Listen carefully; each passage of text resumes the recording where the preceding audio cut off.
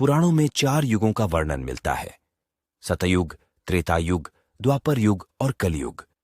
कलयुग को एक श्राप कहा जाता है। पर क्या आपको पता है कि पृथ्वी पर कलयुग कैसे आया? कैसे कलयुग की शुरुआत हुई?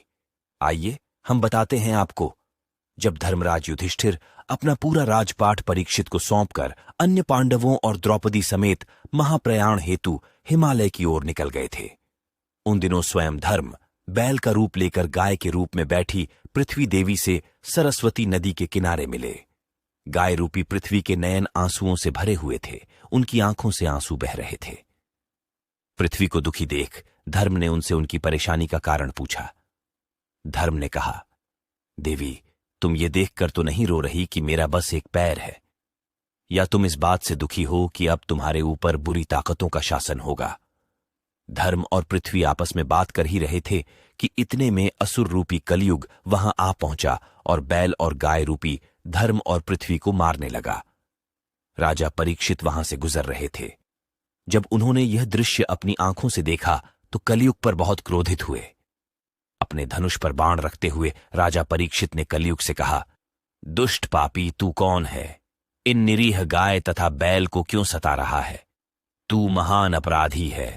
तेरा अपराध क्षमा योग्य नहीं है, तेरा वध निश्चित है।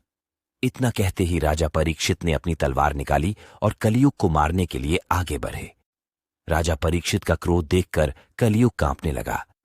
कलयुग भयभीत होकर अपने राजसी वेश को उतारकर राजा परीक्षित के चरणों में गिर गया और क्षमा याचना करने लगा। राजा परीक्षित ने शरण में आए हुए कलयुग को मारना उचित न समझा और उससे कहा, कलयुग, तू मेरे शरण में आ गया है, इसलिए मैं तुझे जीवन दान दे रहा हूं।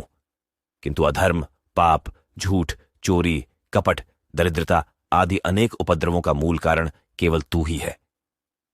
तू मेरे राज्य से अभी निकल जा और फिर कभी लौटकर मत आना। परीक्षित की बात को सुनकर कलयुग ने कहा कि पूरी पृथ्वी पर आपका निवास है। पृथ्वी पर ऐसा कोई भी स्थान नहीं है जहां आपका राज्य ना हो। ऐसे में मुझे रहने के लिए स्थान प्रदान करें। कलयुग के ये कहने पर राजा परीक्षित सोचने के चार कर कहा, झूठ, द्यूत, मद्यपान, परस्त्रीगमन और हिंसा, इन 4 स्थानों में असत्य, मद, काम और क्रोध का निवास होता है। तू इन 4 स्थानों पर रह सकता है। परंतु इस पर कलयुग बोला, हे राजन, ये 4 स्थान मेरे रहने के लिए अपर्याप्त है। अन्य जगह भी प्रदान कीजिए मुझे। इस मांग पर राजा परीक्षित ने उसे स्वर्ण के रूप में 5वां स्थान प्रदान किया।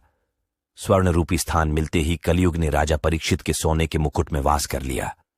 कलयुग इन स्थानों के मिल जाने से प्रत्यक्षतः तो वहां से चला गया, किंतु कुछ दूर जाने के बाद अदृश्य रूप में वापस आकर राजा परीक्षित के स्वर्ण मुकुट में निवास करने लगा।